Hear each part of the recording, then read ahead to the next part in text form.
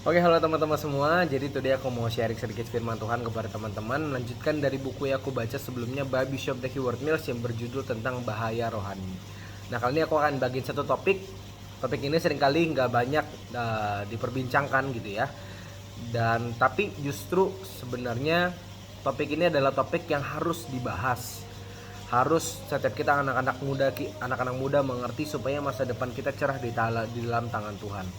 Karena ini adalah topik yang as soon as possible setiap kita sebagai anak-anak muda harus mengerti akibatnya, harus mengerti bahaya-bahayanya.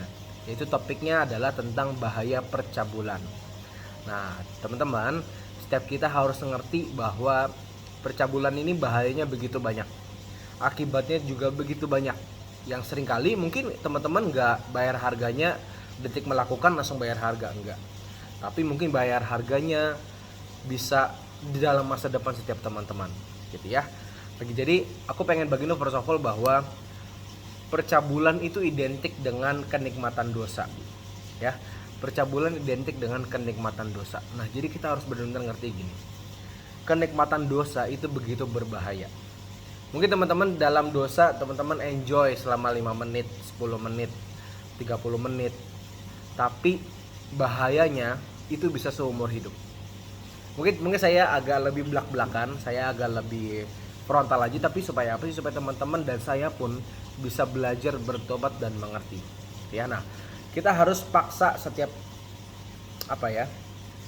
Seringkali gini loh. Apa sih yang membuat kita tidak jatuh di dalam dosa? Yang pertama, dosa percabulan khususnya. Yang pertama adalah kita harus bisa paksa dan mengontrol setiap keinginan daging kita. Gitu ya, keinginan daging kita. Seringkali orang bisa jatuh ke dalam dosa percabulan ini lewat apa sih? Lewat keinginan daging. Gitu ya. Jadi kita harus belajar benar-benar bisa mengontrol keinginan daging kita. Lewat apa sih? Nah, aku akan bagiin beberapa ayat yang kita mau sama-sama belajar dan mengerti. Karena semua itu tercatat dalam Alkitab. Di Galatia 5 ayat 16 sampai 17 dan 19 sampai 21 aku bacain. Maksudku ialah bagaimana caranya supaya kita bisa mengontrol keinginan daging kita. Kita berkata, maksudku ialah hiduplah oleh roh. Jadi Pastor Benny selalu ajarkan bahwa setiap kita itu nggak bisa berakar di dalam jiwa. Karena di dalam jiwa itu setan nyerangnya di situ.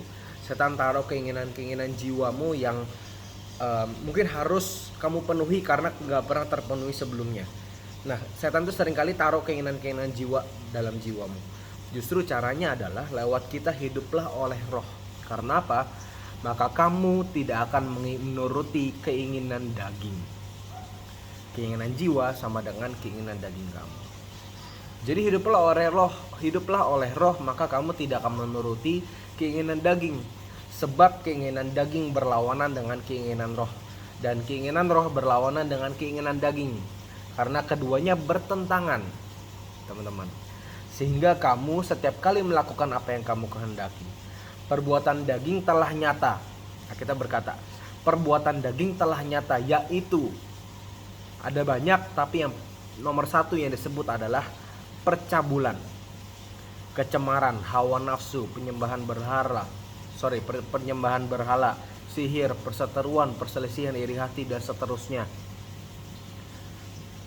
Terhadap semuanya itu, kita berkata, kuperingatkan kamu. Jadi Alkitab sudah memperingati setiap kita. Seperti yang telah kubuat dahulu, bahwa barang siapa melakukan hal-hal yang demikian, yang tadi aku bacain, percabulan, kecemaran, hawa nafsu, dan lain-lain, ia tidak akan mendapat bagian dalam kerajaan Allah. Jadi teman-teman, kita sebagai anak-anak Tuhan, kita sebagai anak-anak yang udah lahir baru, kita sudah terima Tuhan. Atau teman-teman mungkin yang belum mengenal Tuhan, berarti kita tidak melakukan hal-hal yang seperti aku sebut tadi. Kita berkata, setiap kita tidak akan mendapatkan bagian dalam kerajaan Allah kalau kita melakukan keinginan daging yang telah nyata. Nomor satu adalah percabulan. Jadi teman-teman, percayalah hidup ini sementara, gitu ya. Hidup ini sementara, kita di dunia cuma sementara. Kita akan ada namanya eternal life, yaitu kita hidup dalam kerajaan surga. Kalau teman-teman kita udah ngerti nih bahwa kita hidup ada eternal life, Tapi kalau kita nggak bangun itu dari masa muda, akhirnya ujungnya apa? Kita tidak mendapat bagian dalam kerajaan Allah. Nah, aku bacain lagi ayat berikutnya. Di Yakobus 1 ayat 15 kita berkata, dan apabila keinginan itu telah dibuahi, keinginan daging itu telah dibuahi, ia melahirkan dosa. Dan apabila dosa itu sudah matang, ia melahirkan maut. Jadi ada step-stepnya. Yang pertama, keinginan melahirkan dosa, dan dosa melahirkan maut.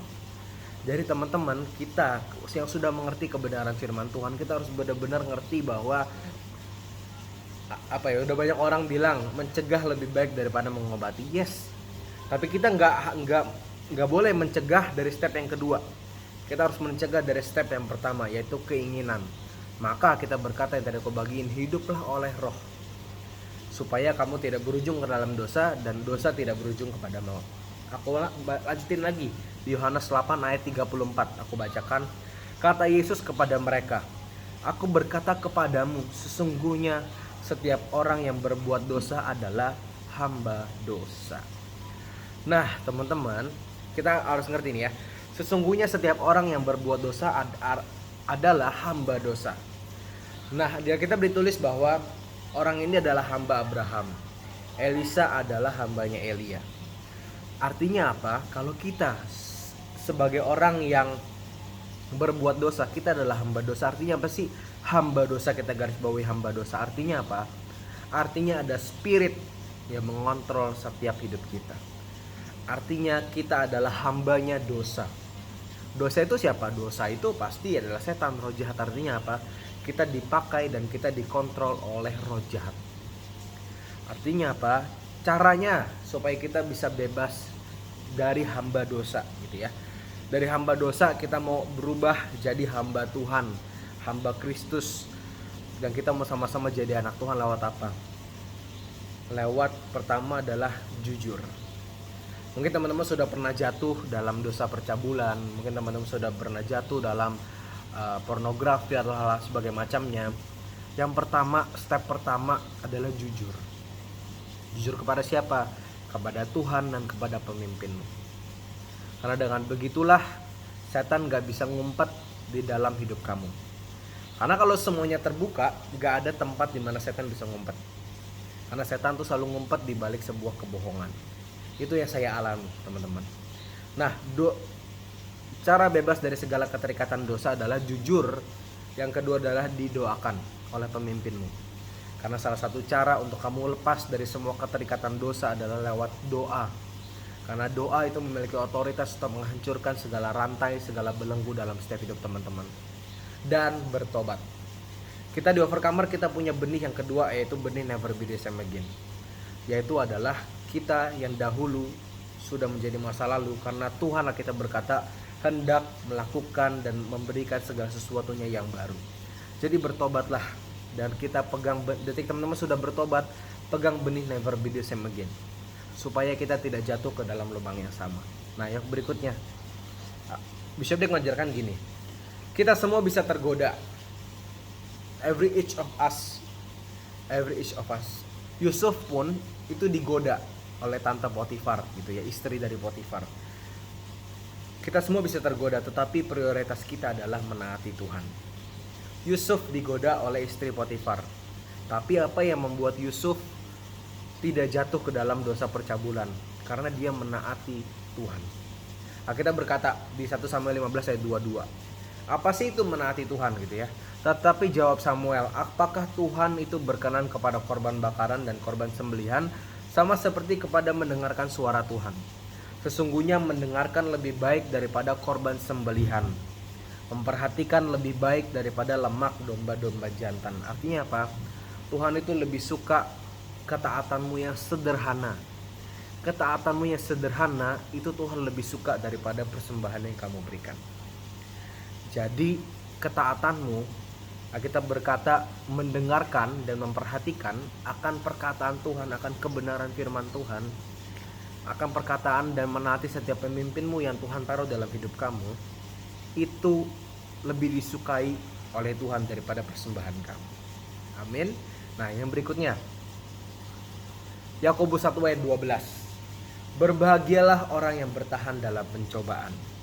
Jadi apa sih reward yang kita dapat ketika kita bertahan dalam pencobaan, dalam godaan dosa percabulan ini, bahaya percabulan ini? Kita berkata, berbahagialah orang yang bertahan dalam pencobaan. Sebab apabila ia sudah tahan uji, ia akan menerima mahkota kehidupan yang dijanjikan Allah kepada barang siapa yang mengasihi dia. Jadi teman-teman, mungkin teman-teman sudah bertobat dari bahaya percabulan ini. Kita sudah diubahkan, kita sudah pegang benih never be the same again itu. Itu tidak menutup kemungkinan ada godaan yang baru atau mungkin godaan yang sama yang akan setan berikan dalam setiap hidup saya dan dalam setiap hidup saudara. Ya, karena nggak bisa menutup kemungkinan. Karena kita berkata, detik kita sudah berhasil melawan roh jahat, setan itu pergi dan setan itu akan kembali membawa 7 roh jahat yang lebih jahat dari sebelumnya. Artinya apa? Terus kuatlah di dalam firman dan hiduplah oleh roh. Gitu ya. Spend waktumu punya pergaulan yang baik. Kuncinya salah satunya itu. Punya pergaulan yang baik. Karena pergaulan yang buruk merusak kebiasaan yang baik. Kalau kamu nggak pernah bergaul dengan orang-orang yang punya kecenderungan hal tersebut, pasti kamu nggak akan jatuh ke dalam hal tersebut. Contoh misalnya gini. Kamu selalu bergaul dengan orang-orang yang gym, orang hidup sehat. Pasti ya Indomie pasti makan lah ya. Tapi pasti intensitas kamu makan Indomie pasti berkurang dibanding kamu selalu bergaul dengan orang-orang yang mukbang Indomie. Itu maksud saya. Nah, berikutnya. Ini penting banget. Kita berkata, beberapa orang mengeluh. Ini Bishop Day katakan ini mengubah hidup saya juga. Beberapa mengeluh bahwa menaati Tuhan itu sulit dan harganya mahal. Garis bawahi. Menaati Tuhan itu sulit dan harganya mahal. Sebenarnya ketika kita menaati Tuhan, Tuhan yang bayar harganya dan itu sudah dibayarkan. Artinya apa? Ketika kita menaati Tuhan, kita nggak perlu membayar harga dan membayar akibatnya. Tuhan sudah bayarkan lewat apa? Ketaatan kita. Sebenarnya ketika kita menaati Tuhan, itu sudah terbayar oleh Tuhan. Justru sebaliknya, kalau kita tidak menaati Tuhan, justru kita akan bayar harganya yang kita sebut harganya mahal. Amin. Jadi memang ketaatan itu seringkali kita harus paksa daging kita. Kita harus melawan begitu rupa keinginan daging kita. Tapi ujung-ujungnya kita nggak perlu bayar harga di masa depan kita. Nah, next. Yang tadi aku bagiin bahwa percabulan itu bisa merusak kerohanian dan fisik Anda. Aku bagi ada 2 hal. Percabulan itu dapat merusak jiwa setiap kita. Nggak akan menggerogoti jiwamu gitu ya. Bisa juga membawa mental dan trauma. Ya. Bahayanya kepada setiap jiwa dan tubuhmu itu gitu, kepada fisikmu. Nah, percabulan yang menghancurkan tubuh juga sakit penyakit. Ada beberapa sakit penyakit yang dapat tertular lewat berhubungan badan, lewat percabulan banyak. HIV, AIDS, terus penyakit kelamin semuanya banyak, hepatitis banyak. Jadi teman-teman akan teman-teman akan mencegah banyak hal buruk yang bisa terjadi dalam setiap hidup kita lewat kita menghindari hal tersebut. Bukan cuma menghindari lah. Kalau menghindari mungkin ada chance untuk kita jatuh, tapi kita menang akan hal tersebut. Kita mengalahkan bahaya percabulan ini. Nah,